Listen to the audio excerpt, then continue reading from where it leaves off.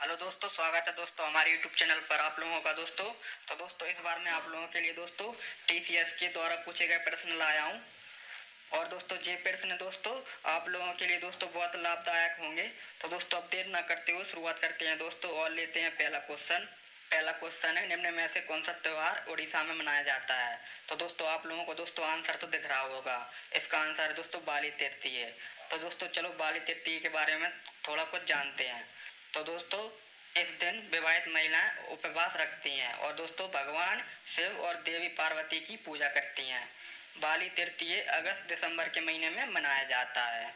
इस त्योहार की रस्म यह है कि लोग अपने घरों की छतों को लाठी से पीटते हैं और बुराइयों से छुटकारा पाने के लिए घर के सामने से पत्थरों को हटाते हैं। ठीक है दोस्तों, चलो अगला क्वेश्चन लेते हैं। अगला क्वेश्चन है, निम्न में से कौन सी नोबल गैस अचेतन शून्य करने के लिए उपयोग की जाती है। तो दोस्तों इसका आंसर है जीनॉन। चलो दोस्तों इसके बारे में कुछ जानते हैं। जीनोन एक रासायनिक तत्व है जिसका प्रतीक Xe है। यह रंगीन, भारी, गंधहीन अक्रिय गैस है। सामान्य परिस्थितियों में यह तत्व निष्क्रिय होता है, लेकिन कुछ रासायनिक प्रतिक्रियाओं में भाग लेकर यह जीनोन हेक्साफ्लोरोप्लाटिन बनाता है। और दोस्तों परमाणु संख्या के दोस्तों जीनोन का 54, परमाणु द्रव्यमान दोस्तों 131.293। ठीक है दोस्तों, और इसके दोस्तों खोज करता है विलियम रामसे मॉरिस ट्रेवर्स।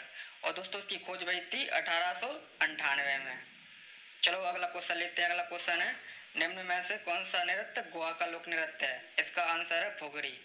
चलो कुछ जानते हैं। फुगड़ी गोवा का एक लोक नृत्य है जो कोंकण क्षेत्र की महिलाओं द्वारा गणेश चतुर्थी और व्रत जैसे धार्मिक त्योहारों के दौरान किया जाता है। चलो अगला क्वेश्चन लेते हैं। अगला क्वेश्चन है, जीएसटी परिषद में कितने सदस्य हैं। आंसर है 33। इसके बारे में कुछ जानते हैं। जीएसटी परिषद में 33 सदस्य हैं। 33 सदस्यों में से 2 संघीय सरकार से आते हैं और 28 राज्यों से और 3 केंद्र शासित प्रदेशों से आते हैं जिन्होंने कानून पारित किया है। वस्तु एवं सेवा कर परिषद अनुच्छेद 269 के तहत स्थापित एक संवैधानिक निकाय है। अगला क्वेश्चन लेते हैं। अगला क्वेश्चन है दोस्तों, 2011 की जनगणना के अनुसार निम्न में से किस राज्य में सर्वाधिक ग्रामीण आबादी है। तो दोस्तों इसका आंसर है उत्तर प्रदेश। चलो कुछ जानते हैं। तो दोस्तों उत्तर प्रदेश की राजधानी लखनऊ है और इसका गठन हुआ था 1 नवंबर 1956 में। क्षेत्रफल दोस्तों 2,40,928 वर्ग किलोमीटर। जिले 75 हैं, संभाग 4 है, मंडल 18 हैं। चलो अगला क्वेश्चन लेते हैं। अगला क्वेश्चन है, निम्न में से किस अखबार का संपादन दादा भाई नौरोजी ने किया था। तो उसका सही आंसर है राष्ट्र गुप्तार का। तो दोस्तों दादा भाई का पूरा नाम दादा भाई नौरोजी। इनका जन्म हुआ था 4 सितंबर 1825 में मुंबई में, महाराष्ट्र में। और दोस्तों इनकी मृत्यु हुई थी 30 जून 1917 में मुंबई में हुई थी दोस्तों। नागरिकता इनकी दोस्तों भारतीय है। जी पार्टी से दोस्तों भारतीय राष्ट्रीय कांग्रेस की पार्टी से थे। और दादा भाई नौरोजी को दोस्तों भाषा गुजराती आती थी, अंग्रेजी आती थी, हिंदी आती थी। और ये दोस्तों इनका व्यवसाय बौद्धिक शिक्षक, व्यापारी, कपास और एक प्रारंभिक भारतीय राजनीतिक नेता हैं। प्रसिद्ध नाम भारत के ग्रैंड ओल्ड मैन। ठीक है दोस्तों, चलो अगला क्वेश्चन लेते हैं। अगला क्वेश्चन है, भारत के निम्न में से किस राज्य में सबसे लंबी तट रेखा है। तो इसका आंसर है गुजरात। चलो इसके बारे में कुछ जानते हैं। तो दोस्तों गुजरात की राजधानी गांधीनगर है और इसकी स्थापना हुई थी 1 मई 1960 को। इसका घनत्व है 258 वर्ग किलोमीटर। इसका क्षेत्रफल है 1,96,024 वर्ग किलोमीटर। देश में 6वां स्थान है गुजरात का क्षेत्रफल में और इसके जिलों की संख्या है 33। सबसे बड़ा नगर है गुजरात का अहमदाबाद। और गुजरात के ऐतिहासिक स्थल है सोमनाथ है, सौराष्ट्र है, लंगनाज है, धोलावीरा है, खंभात है, सुरकोटदा है, अनहिलदबाड़ है, रंगपुर है। ये दोस्तों सब गुजरात के स्थल हैं। और दोस्तों पर्यटन स्थल द्वारकाधीश है, द्वारकाधीश मंदिर है, कच्छ काराड़ है, नागेश्वर ज्योतिर्लिंग है, अक्षरधाम मंदिर है और लोथल है। और लिंगनपात दोस्तों गुजरात का 1000 लड़कों में 920 लड़कियां हैं। और उच्च न्यायालय दोस्तों गुजरात की अहमदाबाद में है। और विधानसभा सीट है दोस्तों 182। और दोस्तों लोकसभा सीट है दोस्तों 26। राज्यसभा सीट है 11। राजकीय पशु है गिर सिंह। राजकीय पक्षी है हंसावार। ठीक है, चलो अगला क्वेश्चन लेते हैं। अगला क्वेश्चन है, लॉन्ग वॉक टू फ्रीडम किसकी आत्मकथा है। तो इसका आंसर है Nelson Mandela.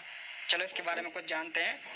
Long walk to freedom जिसका हिंदी में मतलब होता है आज़ादी की लंबी यात्रा। दक्षिण अफ्रीका के पहले अश्वेत राष्ट्रपति हैं नेल्सन मंडेला, और जिसे 1995 में लिटिल ब्राउन एंड कंपनी के द्वारा प्रकाशित किया गया था। यह पुस्तक उनकी प्रारंभिक जीवन, जवानी, शिक्षा और 27 वर्ष की उम्र में हुई कैद के बारे में है। रंगभेद सरकार के तहत मंडेला को एएनसी में नेता की भूमिका निभाने पर अपराधी घोषित किया गया था और को क्या जेल रोबेन द्वीप पर जेल में बंद किया गया था। ठीक है दोस्तों, चलो अगला लेते हैं क्वेश्चन। अगला क्वेश्चन है, मुगल काल में संस्कृत से फारसी में अनुवादित महाभारत को अन्य नाम से भी जाना जाता है। तो दोस्तों इसका आंसर है रजनीनामा। रजनीनामा महाभारत की फारसी अनुवाद है जो अकबर के समय में करवाया गया था। 1574 में अकबर ने फतेहपुर सीकरी में मकतब खाना शुरू किया। इसके साथ अकबर ने राजतरंगिणी, रामायण वगैरह जैसे संस्कृत ग्रंथों को फारसी में अनुवाद करने के लिए हिमायत दी। ठीक है दोस्तों, चलो अगला क्वेश्चन लेते हैं। अगला क्वेश्चन है, बैंक ऑफ बड़ौदा का मुख्यालय कहाँ है? तो इसका आंसर है बड़ोदरा में। चलो इसके बारे में कुछ जानते हैं दोस्तों। बड़ौदा बैंक की स्थापना 20 जुलाई 1908 को बड़ौदा के महाराजा सजाई राव जायकवाड़ द्वारा बड़ौदा गुजरात में स्थापित की गई थी, और अभी वर्तमान में बैंक ऑफ बड़ौदा का मुख्यालय अलकापुरी, बड़ोदरा, गुजरात, भारत में स्थित है। बैंक ऑफ बड़ौदा एक प्राइवेट बैंक था, परंतु 9 जुलाई 1969 में भारत सरकार द्वारा 14 बड़े निजी बैंक का सरकारीकरण किया गया था। इनमें बैंक ऑफ बड़ौदा भी शामिल था।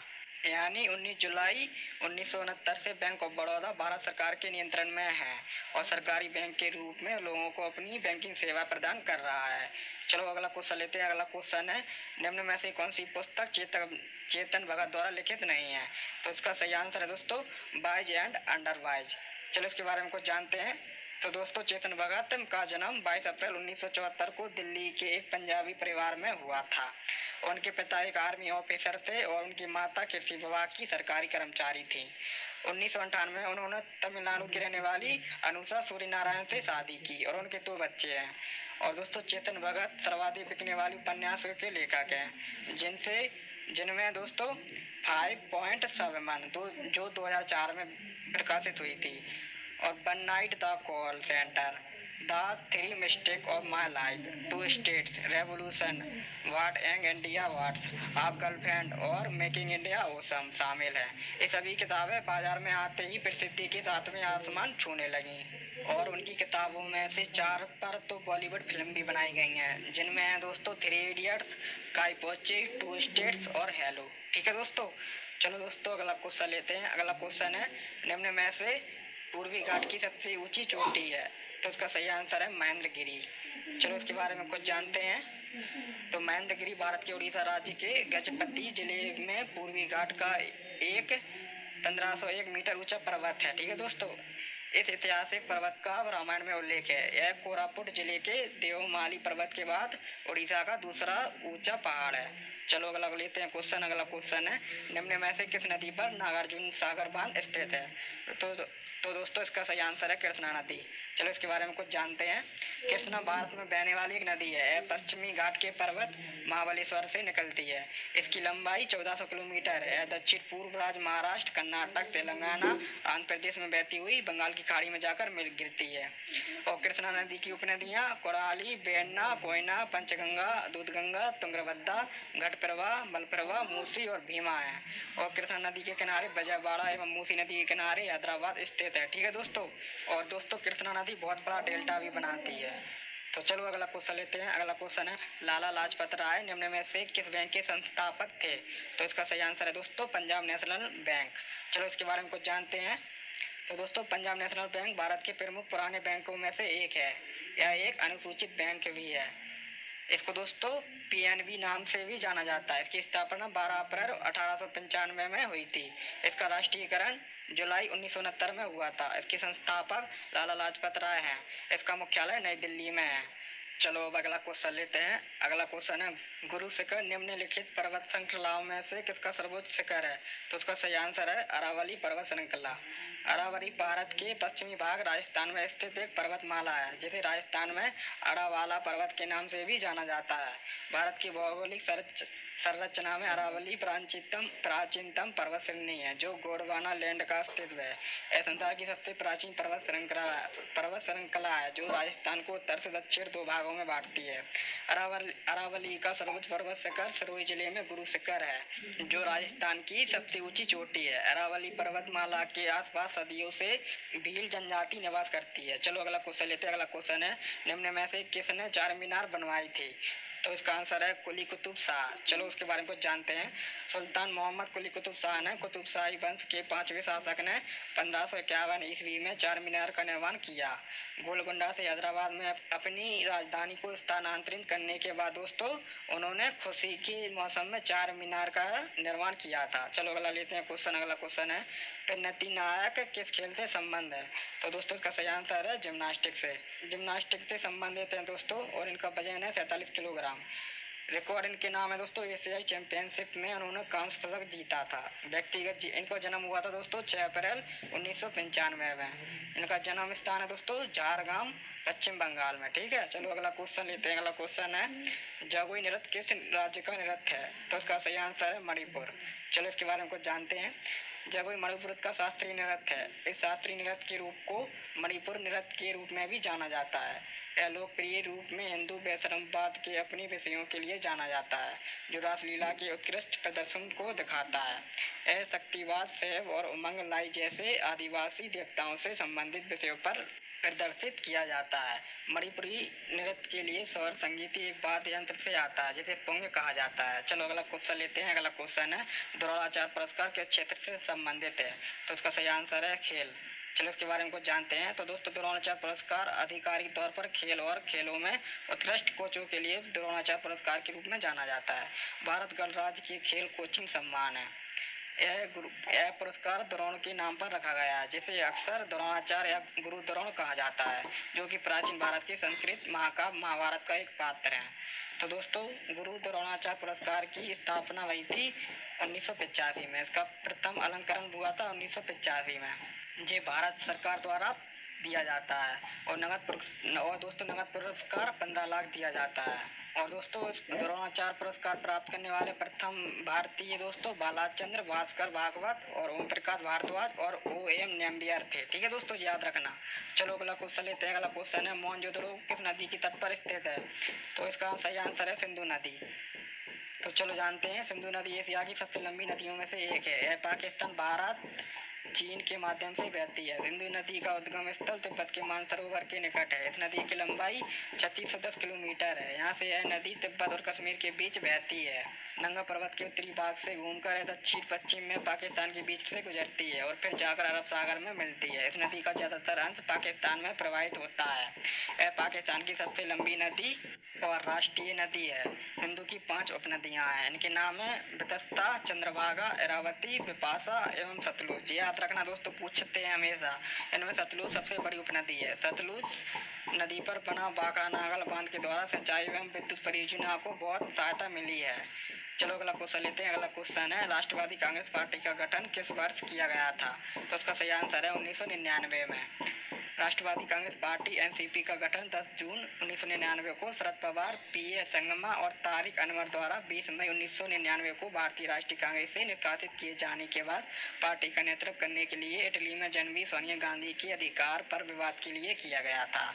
राष्ट्रवादी कांग्रेस पार्टी भारत में राज्य दलों में से एक है। पार्टी आमतौर पर भारतीय राष्ट्रवादी और गांधीवादी धर्मनिरपेक्षता का समर्थन करती है। यह महाराष्ट्र में सबसे बड़ी विपक्षी पार्टी है और नागालैंड में तीसरी सबसे बड़ी पार्टी है। यह अन्य राज्यों में भी एक महत्वपूर्ण पार्टी है। ठीक है दोस्तों, चलो अगला लेते हैं क्वेश्चन। अगला क्वेश्चन है, निम्न में से भारत की कौन सी भाषा अनुसूचित भाषा नहीं है? तो इसका सही आंसर है दोस्तों राजस्थानी भाषा नहीं है अनुसूचित भाषा में। चलो इसके बारे में कुछ जानते हैं। संविधान की 8वीं अनुसूची में 22 भाषा शामिल है। असमिया, बांग्ला, गुजराती, हिंदी, कन्नड़, कश्मीरी, कोंकणी, मलयालम, मणिपुरी, मराठी, नेपाली, ओडिया, पंजाबी, संस्कृत, सिंधी, तमिल, तेलुगु, उर्दू, बोडो, संताली, मैथिली और डोगरी। इन भाषाओं में से 14 भाषाओं को संविधान के प्रारंभ में ही शामिल कर लिया गया था।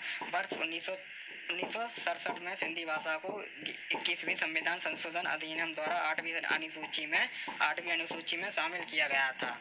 और वर्ष 1992 में 71वीं संविधान संशोधन अधिनियम द्वारा कोंकणी, मणिपुरी और नेपाली को शामिल किया गया था। और वर्ष 2003 में 92 संविधान संशोधन अधिनियम, जो कि वर्ष 2004 से प्रभावी हुआ, द्वारा बोडो, डोगरी, मैथिली और संताली को 8वीं अनुसूची में शामिल किया गया था। ठीक है दोस्तों, याद रखना सब।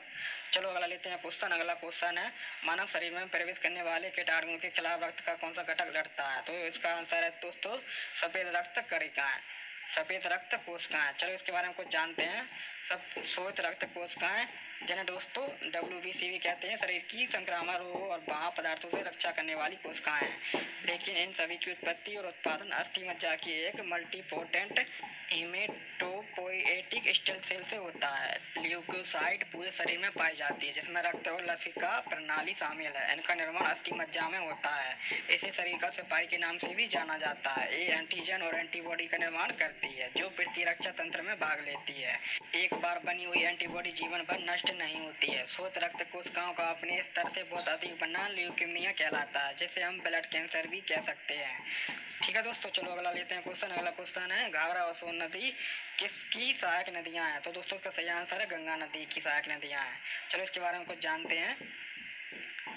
तो दोस्तों गंगा नदी दोस्तों भारत और बांग्लादेश में बहती है। और दोस्तों गंगा नदी दोस्तों उत्तराखंड, उत्तर प्रदेश, बिहार, झारखंड, पश्चिम बंगाल से निकलती है। ठीक है। और इसकी दोस्तों सहायक नदियां हैं बाएं से रामगंगा, गोमती, सरजू, गंडकी, बागमती, कोसी, महानंदा। ये सब दोस्तों याद रखना, पूछते हैं हमेशा कि कौन से बाएं से सहायक नदी है, कौन से दाएं से सहायक नदी है गंगा नदी की। और दाहिने से है दोस्तों यमुना, तमसा, सोन, पुनपुन। ठीक है। और दोस्तों गंगा नदी किन शहरों से निकलती है? तो दोस्तों ऋषिकेश, हरिद्वार, फरुखाबाद, कानपुर, जाजमऊ, प्रयागराज, मिर्जापुर, बनारस, गाजीपुर, बक्सर, बलिया, पटना, हाजीपुर, मुंगेर, भागलपुर। और दोस्तों उद्गम इसका गंगोत्री हिमानी से निकलती है गंगा नदी। और इसकी लंबाई 2525 किलोमीटर है। चलो अगला लेते हैं दोस्तों क्वेश्चन। अगला क्वेश्चन है, पेंटिंग माई मदर किसने बनाया था? तो दोस्तों का सही आंसर है अवनींद्र नाथ टैगोर ने। पेंटिंग माई मदर को अवनींद्र नाथ टैगोर ने 1912 से 1913 में चित्रित किया था। यह एक लघु चित्र है, जिसे सजावटी सीमा से सजाया गया है। इसे अवनींद्र नाथ टैगोर ने अपनी मां की मृत्यु के बाद चित्रित किया था। तो दोस्तों इनके बारे में कुछ जानते हैं। एक प्रमुख कलाकार का जन्म 1871 में बंगाल में हुआ था दोस्तों, अवनींद्रनाथ टैगोर का। ठीक है। कला में स्वदेशी मूल्यों के समर्थक थे। Indian society of oriental art के संस्थापक थे। इनकी चित्रकारी दोस्तों भारत माता, शाहजहां के जाना भी है, गणेश जननी भी है। दोस्तों याद रखना। चलो अगला क्वेश्चन लेते हैं। अगला क्वेश्चन है, पत्रिका केसरी की शुरुआत किसने की? तो दोस्तों इसका सही आंसर है बाल गंगाधर तिलक ने।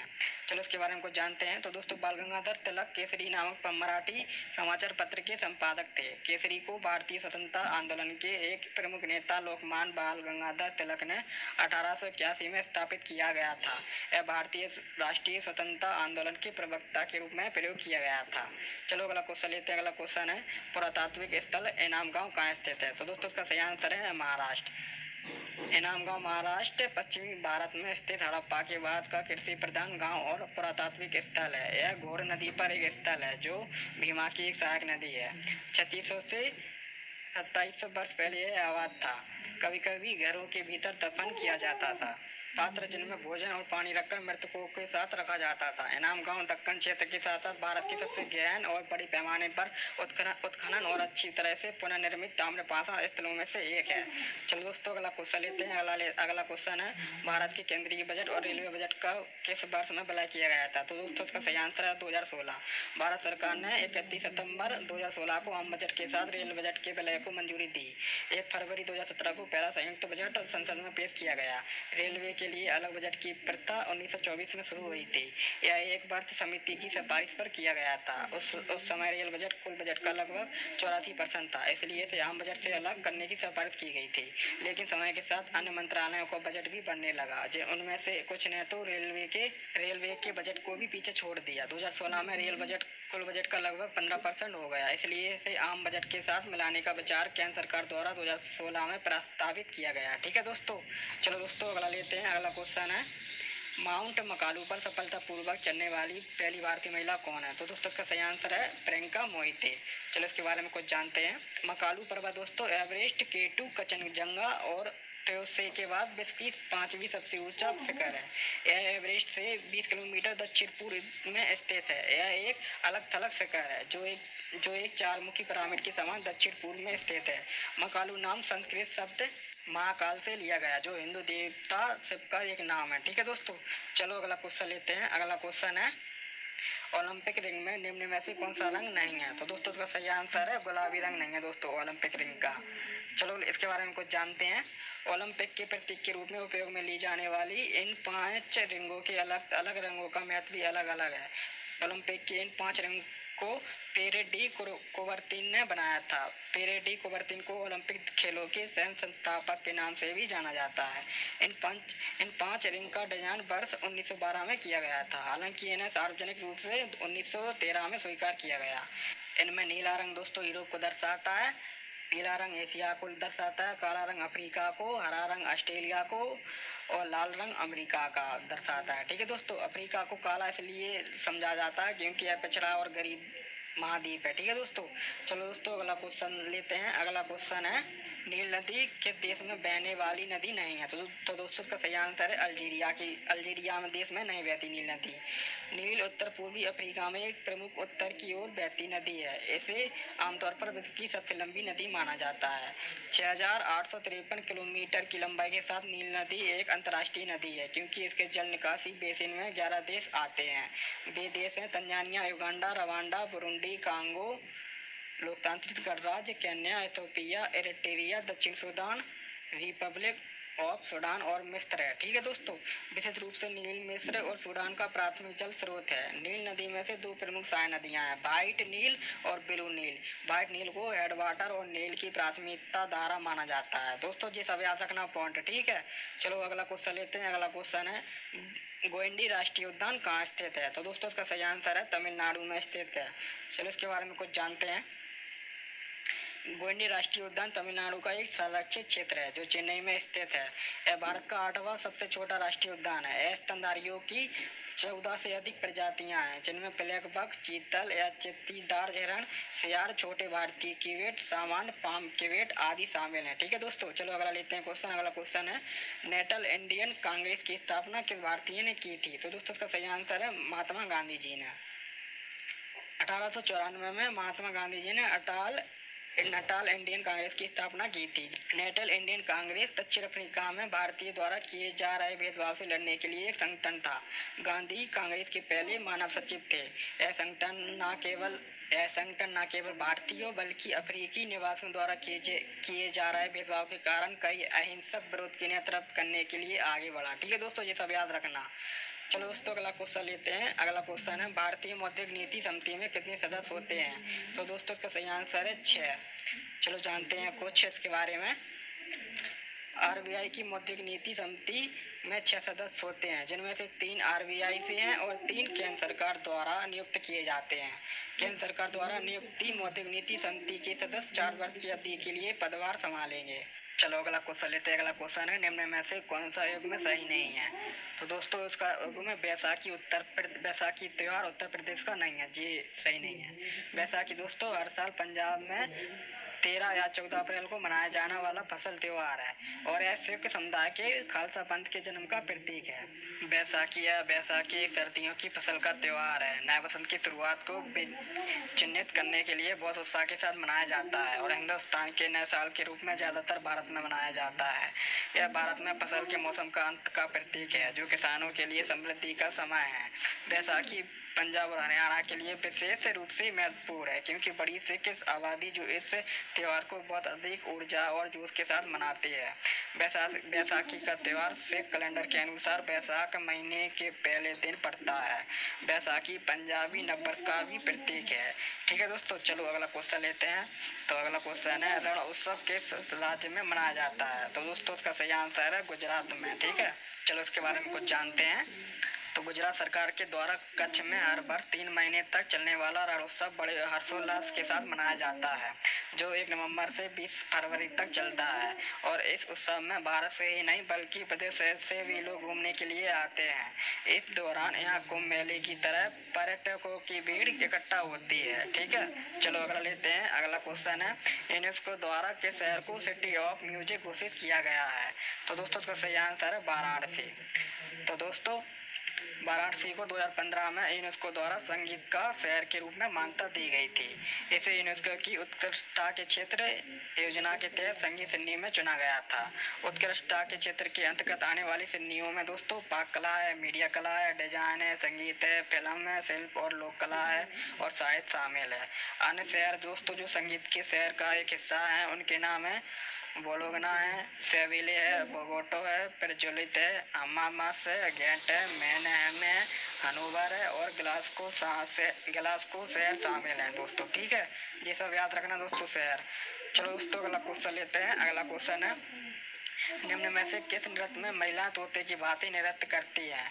तो दोस्तों इसका सही आंसर है सूबा नृत्य। छत्तीसगढ़ राज्य में सूबा आदिवासी नृत्य भी तोते नृत्य का एक रूप है। यह भगवान की पूजा से संबंधित नृत्य का एक प्रतीकात्मक रूप है। नर्तकियों ने बांस से बने बर्तन में एक तोता रखा जाता है और उसके चारों ओर एक गोलाकार आकृति बनाई जाती है। फिर कलाकार गाते हैं और नृत्य करते हैं, जैसे ताली बजाते हुए देखना एक खुशी की बात होती है दोस्तों। यह छत्तीसगढ़ के एक आदिवासी वर्ग की एक महिला के मुख्य नृत्य रूपों में से एक है। ठीक है दोस्तों, चलो अगला लेते हैं। अगला क्वेश्चन है, पर्यावरण संरक्षण अधिनियम कब पारित किया गया था? तो दोस्तों इसका सही आंसर है 1986 में। चलो इसके बारे में कुछ जानते हैं दोस्तों। तो पर्यावरण की सुरक्षा एवं सुधार हेतु उद्देश्य से वर्ष 1986 में पर्यावरण संरक्षण अधिनियम को पारित किया गया था। यह केंद्र सरकार को अपनी सभी रूपों में पर्यावरण प्रदूषण को रोकने और देश के विभिन्न हिस्सों में से विशिष्ट पर्यावरणीय समस्याओं से निपटने हेतु प्राधिकरण स्थापित किया गया था। पर्यावरण संरक्षण अधिनियम 1986 में लोक सहभागिता से संबंधित कोई प्रावधान नहीं है। ठीक है दोस्तों, चलो अगला क्वेश्चन लेते हैं। अगला क्वेश्चन है, नागरिकता अधिनियम कब पारित किया गया था? तो दोस्तों उसका सही आंसर है 1955 में। चलो इसके बारे में कुछ जानते हैं। तो नागरिकता अधिनियम 1955 में, 1986 में, 1992 में, 2003 में, 2005 में, 2015 में और 2019 की नागरिकता अधिनियमों द्वारा संशोधित किया गया था। 1986 के संशोधन में जन्म से नागरिकता को प्रतिबंधित कर दिया ताकि यह आवश्यक हो कि कम से कम एक माता पिता को भारत का नागरिकता होना चाहिए। 2003 के संशोधन ने भारत सरकार को नागरिकों का राष्ट्रीय रजिस्टर बनाने के लिए अनिवार्य कर दिया। किसी व्यक्ति को भारतीय नागरिक के रूप में प्रदान करना भारत के संविधान भाग 2 में अनुच्छेद 5 से 11 द्वारा विनियमित होगा। ठीक है दोस्तों, चलो दोस्तों अगला क्वेश्चन लेते हैं। अगला क्वेश्चन है दोस्तों, बाल गंगाधर तिलक द्वारा होम रूल लीग कब शुरू किया गया था? तो दोस्तों उसका सही आंसर है 1916 में। चलो इसके बारे में कुछ जानते हैं दोस्तों। होम रूल लीग का गठन अप्रैल और सितंबर 1916 में भारतीय राष्ट्रवादी बाल गंगाधर तिलक द्वारा और ब्रिटिश समाज सुधारक एनी बेसेंट द्वारा किया गया था। चलो अगला क्वेश्चन लेते हैं। अगला क्वेश्चन है, श्रीलंका की सबसे ऊंची चोटी कौन सी है? तो दोस्तों उसका सही आंसर है पितुरुथा ला गाला। ठीक है दोस्तों, पितुरुथ ला गाला चोटी को माउंट पेड्रो चोटी के नाम से भी जाना जाता है। इसकी समुद्र तल से ऊंचाई 2524 मीटर है, जिसको दोस्तों 8281 फीट भी कहते हैं। शिखर का उपयोग श्रीलंका सरकार और सशस्त्र बलों के केंद्रीय संचार सरणी के रूप में किया जाता है।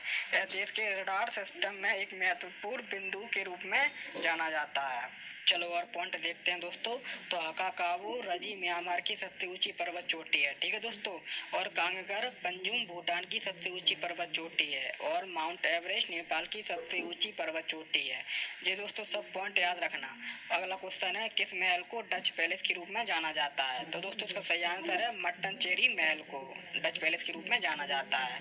मट्टनचेरी महल केरल में स्थित है। मट्टनचेरी महल जिसे आमतौर पर डच पैलेस के रूप में जाना जाता है, औपनिवेशिक प्रभावों के साथ केरल वास्तुकला का एक उदाहरण है। कोच्चि वंश के राजा वीरा केरल वर्मा को उपहार के रूप में पुर्तगालियों द्वारा लगभग 1545 में स्थापित किया गया था और एर्नाकुलम से लगभग 12 किलोमीटर दूर स्थित है। डचों की व्यापक मरम्मत के परिणाम स्वरूप इसे डच पैलेस के रूप में जाने लगा है। चलो दोस्तों अब अगला क्वेश्चन लेते हैं। अगला क्वेश्चन है दोस्तों, लाहौर में बादशाही मस्जिद का निर्माण किसने करवाया था? तो दोस्तों उसका सही आंसर है औरंगजेब ने। चलो अब जानते हैं इसके बारे में। तो दोस्तों लाहौर की बादशाही मस्जिद को औरंगजेब ने 1673 में बनवाया था। औरंगजेब को आलमगीर शीर्षक के तहत दिल्ली में ताज पहनाया गया था। औरंगजेब को जिंदा पीर भी कहा जाता है दोस्तों। लाल किला दिल्ली की मोती मस्जिद भी औरंगजेब ने बनवाई थी। तो दोस्तों ये सब याद रखना। चलो अगला क्वेश्चन लेते हैं। अगला क्वेश्चन है, निम्नलिखित प्रसिद्ध व्यक्तियों में से भूदान और सर्वोदय आंदोलन के लिए किसे जाना जाता है? तो दोस्तों इसका सही आंसर है आचार्य विनोबा भावे। और इनका दोस्तों पूरा नाम था विनायक नरहरि भावे। इनका जन्म हुआ था 11 सितंबर 1895 में गुजरात में हुआ था दोस्तों। और दोस्तों इनकी मृत्यु हुई थी 15 नवंबर 1982 में इन वर्धा में, महाराष्ट्र में। ठीक है दोस्तों। इनको दोस्तों भाषा बहुत सारी आती थी, जिसमें मराठी, संस्कृत, हिंदी, अरबी, फारसी, गुजराती, बंगला, अंग्रेजी, फ्रेंच आदि ये सब आती थी लैंग्वेज। और दोस्तों उनको पुरस्कार मिला, भारत रत्न मिला और प्रथम रेमन मैग्सेसे पुरस्कार भी मिला दोस्तों। ये सब याद रखना पॉइंट। और दोस्तों विनोबा भावे की नागरिकता जो भारतीय थे। और दोस्तों इनसे संबंधित लेख यानी पवनार आश्रम की दोस्तों स्थापना विनोबा भावे ने किया था। चलो अगला क्वेश्चन लेते हैं। अगला क्वेश्चन है, कंथूरी उत्सव भारत के किस राज्य में मनाया जाता है? तो दोस्तों इसका सही आंसर है तमिलनाडु में। चलो कुछ जानते हैं इसके बारे में। कंतूरी महोत्सव तमिलनाडु में मनाया जाता है। इसे नागौर दरगाह महोत्सव के रूप में भी जाना जाता है। कंतूरी त्योहार एक 24 दिवसीय कार्यक्रम है जो मुस्लिम संत की पुण्यतिथि के लिए मनाया जाता है। ठीक है दोस्तों। चलो दोस्तों अब अगला क्वेश्चन लेते हैं। अगला क्वेश्चन है, प्रथम फिलिप कोटलर राष्ट्रपति पुरस्कार से किसे सम्मानित किया गया है? तो दोस्तों का सही आंसर है नरेंद्र मोदी जी को। नरेंद्र मोदी को फिलिप कोटलर प्रेसिडेंशियल अवार्ड से सम्मानित किया गया है। पीएम मोदी को राष्ट्र के लिए उनके उत्कृष्ट नेतृत्व के लिए चुना गया था। फिलिप कोटलर के लोग स्कूल ऑफ मैनेजमेंट में मार्केटिंग के प्रोफेसर थे और उन्हें आधुनिक विपणन के पिता के रूप में भी जाना जाता है। तो दोस्तों ये सब याद रखना दोस्तों पॉइंट। ठीक है दोस्तों। तो दोस्तों आज के लिए बस इतना ही दोस्तों। मैंने सब दोस्तों टीसीएस के द्वारा उठाए हैं प्रश्न, आप देख सकते हो दोस्तों। और आप लोगों के लिए दोस्तों ये रामबाण वीडियो साबित हो सकता है। और आप लोग पूरा देखना ये वीडियो। और कैसा लगा वीडियो ये जरूर बताना।